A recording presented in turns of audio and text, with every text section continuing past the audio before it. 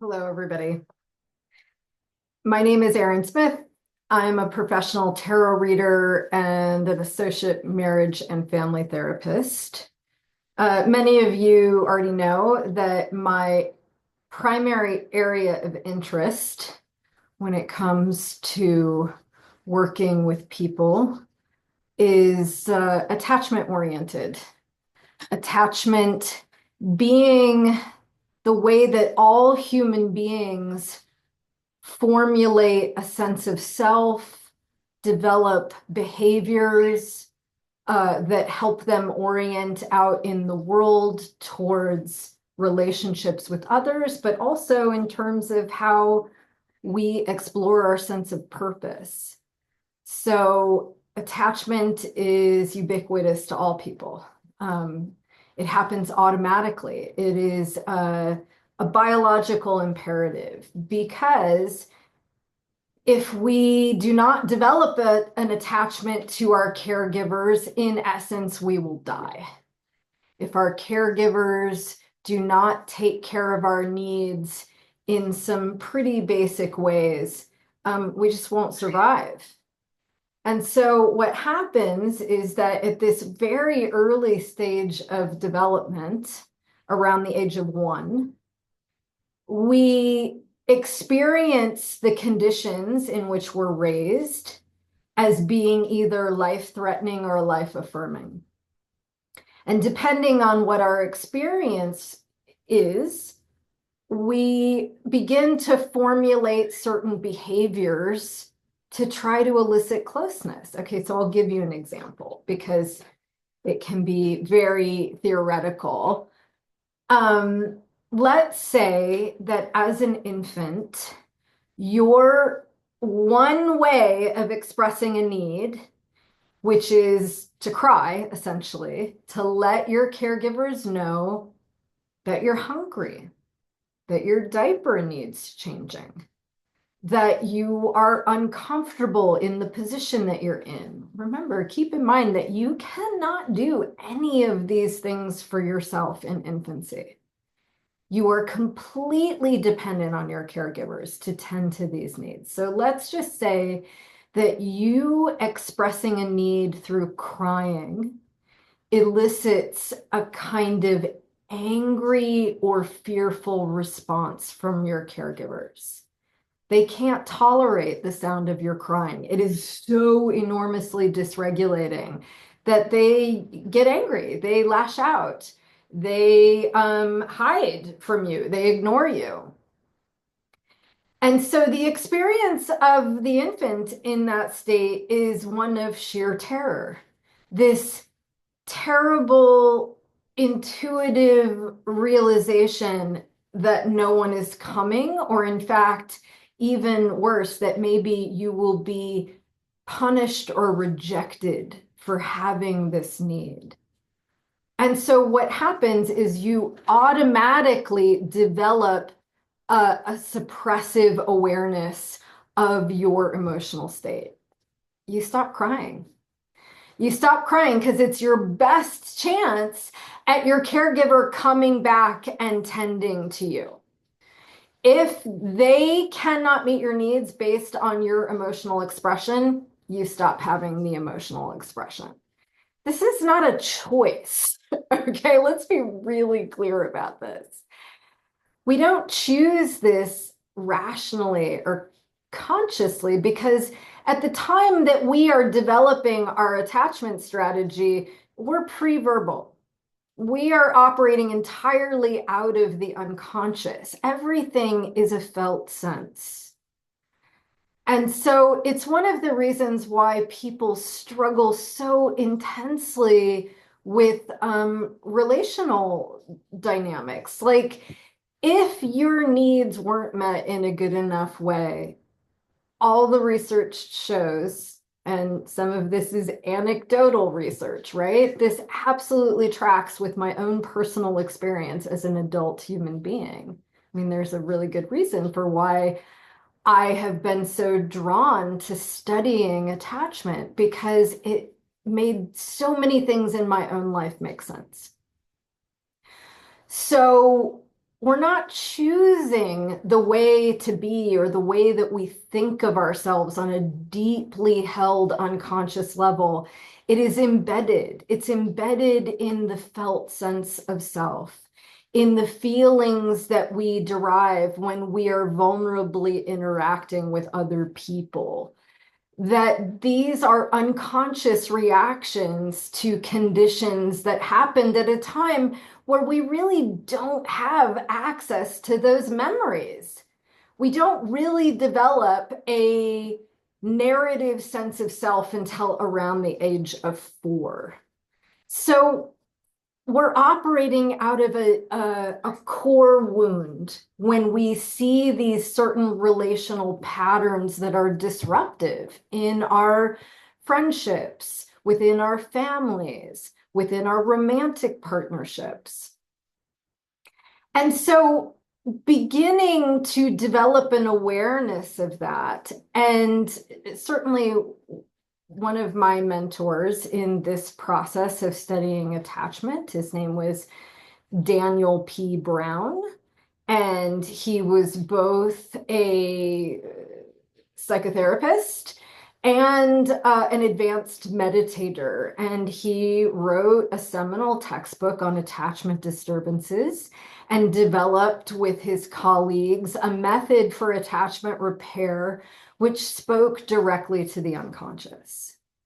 And it really is about reworking our internal emotional experience of what it is to interact with other people, to learn to stay with our own experience and identify our needs and be able to articulate them and risk being seen in this way by other people, and developing collaborative relationships where there's an equal exchange of giving and receiving, and there's a sense of attunement where I can feel into or imagine what is going on in my relationship to the other while still staying connected to the experience that I'm having emotionally in my own body.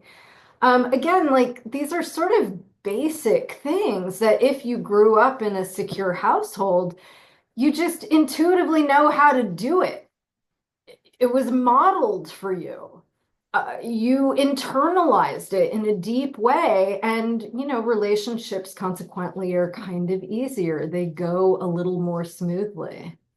And for those of us who didn't get that experience firsthand, it takes a little bit more directed effort to begin to orient towards that experience out in the world.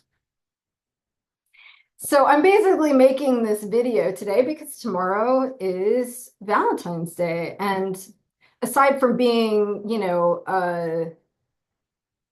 a capitalist holiday where people are guilted into spending money on one another, it is also just a day where we are asked to reflect on the nature of love.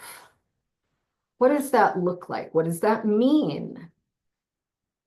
How do we find it? What are the patterns in our own lives that we've experienced around love and partnership?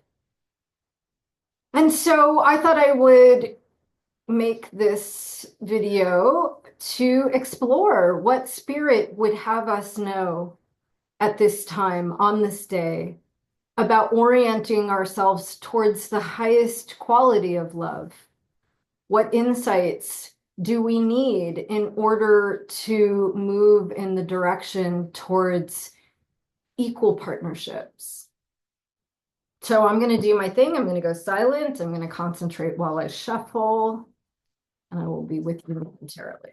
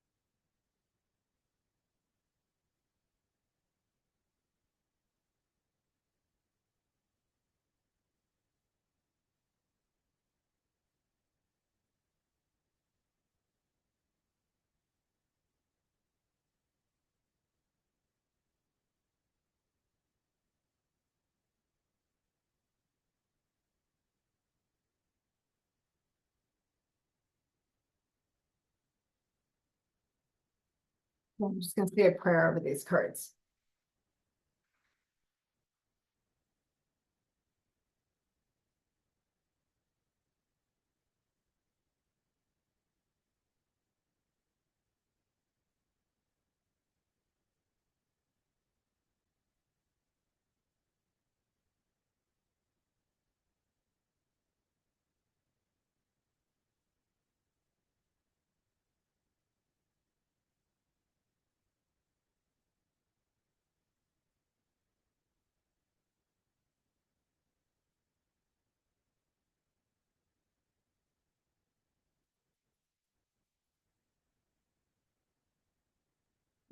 Mm,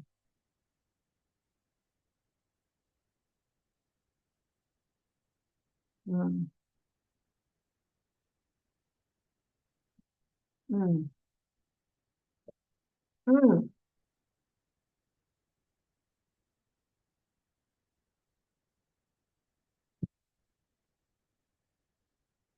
So interesting. So ultimately, the message that's coming through here, it's alerting us to the barriers uh, that get in the way of our being able to express ourselves authentically, which is in essence the key to all loving interactions, that we feel safe enough to be seen for who we truly are. And when that is the case, when we express ourselves, it is far easier to attract people to us that celebrate us and allow us to shine more brightly. In essence, the sun is uncensored self-expression. It is this ability to express our bliss without reservation. And in some ways, it is this archetypal child, again, that feels safe to express, to be exposed. This child is naked to the world. There is no need for guarding or protecting. This child feels completely warmed in the light of the sun. The sun is really an archetypal representation of our conscious self. And again, there's just this sense of freedom and joy of expression that allows us to attract people and gives us this sense that I am a person who is worthy of celebration. Again, it reflects that experience in early childhood. If your caregivers are tending to your needs and they really see you, and they're mirroring you and your facial expressions, you internalize this sense of like, I really am being seen and I am the source of great delight for my caregivers. And that gets internalized as this strong self-esteem. What Spirit is saying is that this is an essential quality for us to develop in order for us to be in relationship to anyone out in the world. And if that doesn't happen, then there are all these barriers that get in the way of our being able to connect in good ways. And one of the primary ways that that happens is that we develop this narrative conception of self that is based on fear, fear of deprivation, fear of isolation, fear that we're not good enough to get our needs met. And this is born out of the experience of not being tended to in a good way.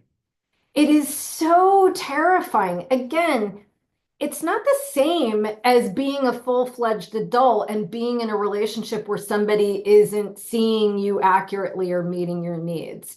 While that is very painful and frustrating for many, many people, It is not life-threatening, generally speaking. It absolutely can be under certain circumstances, but it's not life-threatening in the same way that it is when you're an infant.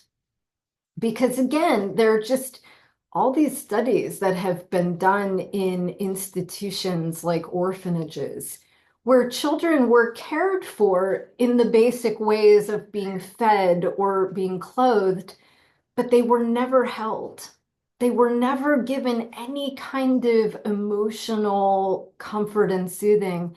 And those children died at really astronomically high rates.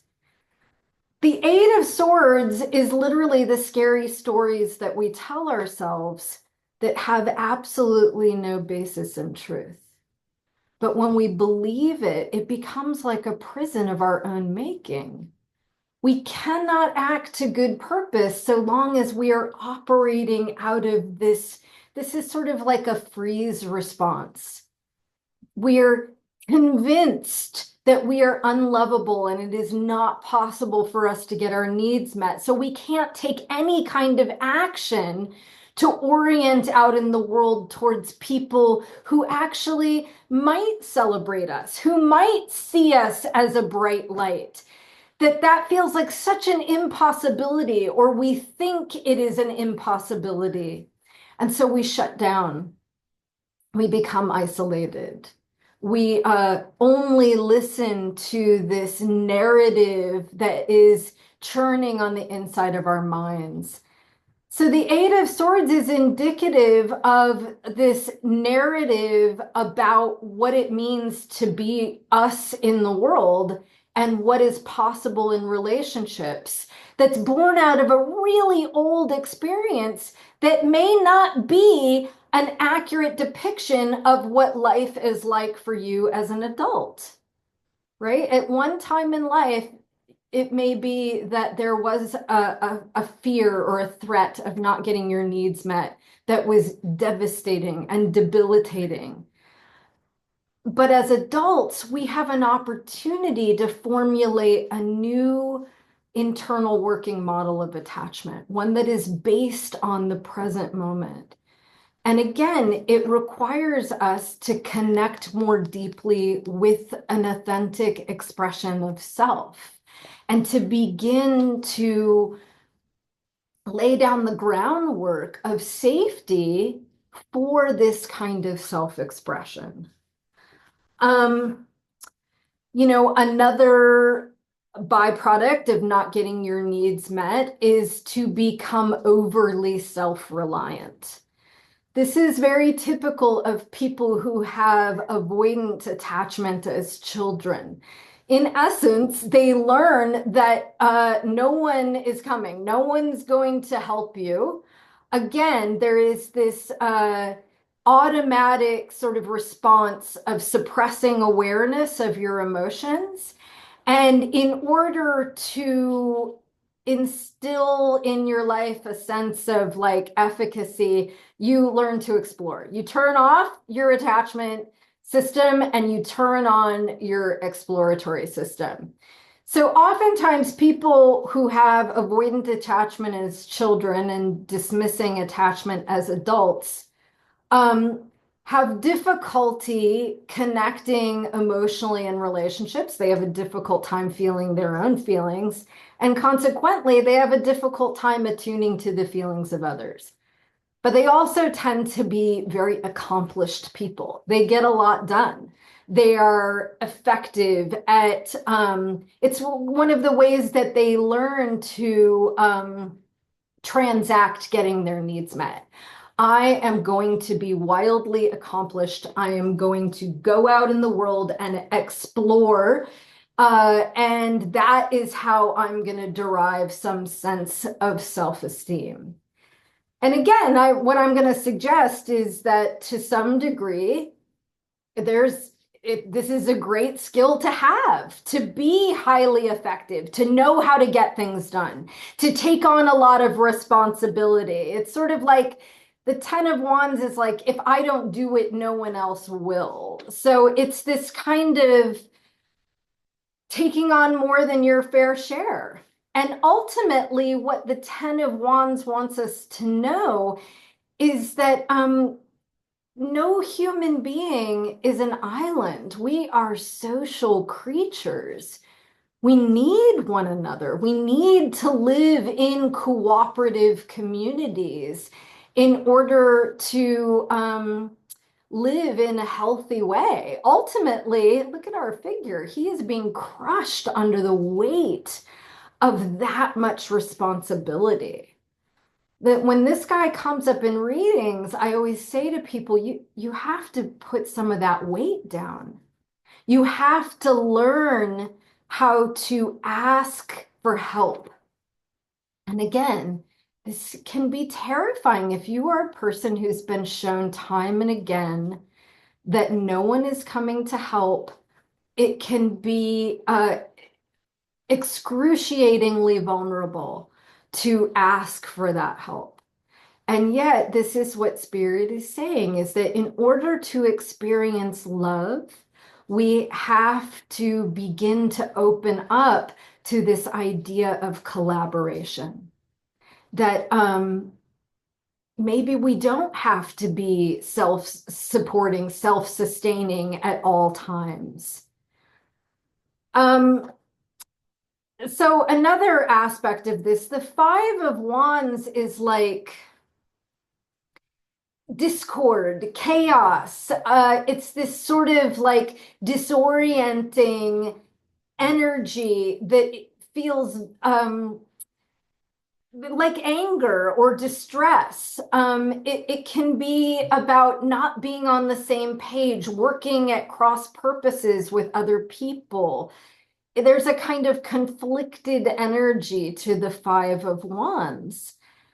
And again, what Spirit is saying is that in order to relate well to others, it is important to have not only this strong sense of self, this feeling that we might be the source of great delight, but also being able to celebrate the gifts of others and know that encouraging others in their explorations doesn't take anything away from us, that we can be mutually supportive of one another, that life is not a competition, right? This idea that again, let's go back to this orientation of being in childhood. This is something that happens quite frequently amongst siblings.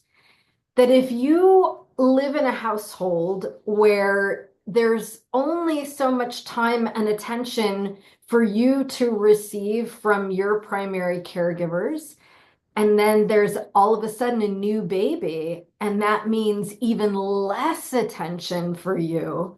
You can imagine that rather than feeling this kind of kinship and cooperation, there is instantly this sense of competition. More for you means less for me, which creates this tremendous conflict. So again, there's this emphasis on what it looks and feels like to be in cooperation with one another. What does symbiosis feel like? It feels like living in a world where the sun shines on everyone equally, that the sun produces a bounty of nourishment and warmth for everyone equally. This is the feeling that we are called to tap into, to feel into, to imagine what that looks and feels like out in the world and within ourselves in order to have good relationships with one another. And finally, we have the Seven of Cups. And cups are the suit of love, emotions, intuition. And the Seven of Cups is what I call emotional vagary. So it's sort of like being in confusion or delusion around how you feel about someone or something. And in general, this card comes up in readings when we're afraid we're not going to get what we want, or we're going to lose what we have. You can think of the Seven of Cups as a kind of self-imposed fogginess, a self-protective measure where the threat of wanting something and it being denied is so potentially painful that, again, we suppress awareness of that emotional need. It is so much easier to say, I don't know how I feel, than it is to say, I'm deeply afraid that I'm not going to be loved or that I am not lovable.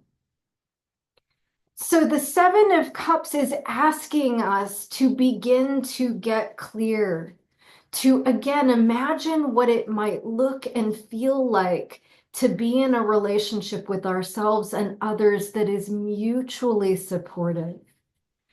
And it's a little harder when you never had a good or adequate example of that in your own life. So it can take some real effort.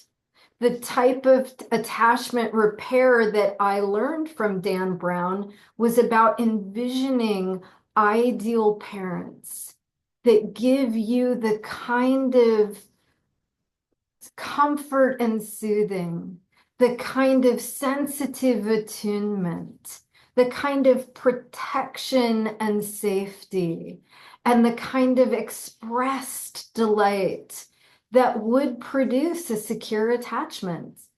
And you imagine this viscerally over and over again. And what happens is you begin to internalize this as a new working model of attachment, and you stop operating out of the old model because it feels better. It feels better to imagine that it is absolutely possible for you to experience that kind of intimacy and connection, both with yourself and with others. So it's kind of an interesting message. It's definitely a message that speaks to the kind of wounding that we incur when we grow up in certain conditions. And that is has a lot to do with the way that we formulate adult relationships. And so it's asking us to be reflective and notice what patterns we are experiencing in our relationships and be willing to come into that conscious awareness and learn to celebrate ourselves. Begin to operate in the world in such a way where it might be safe enough for us to share our lives with other people.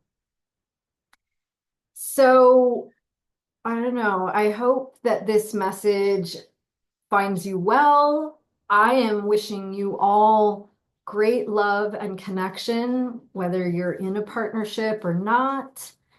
I ultimately would love nothing more than everyone, everywhere, to feel loved and celebrated. Many blessings to you all.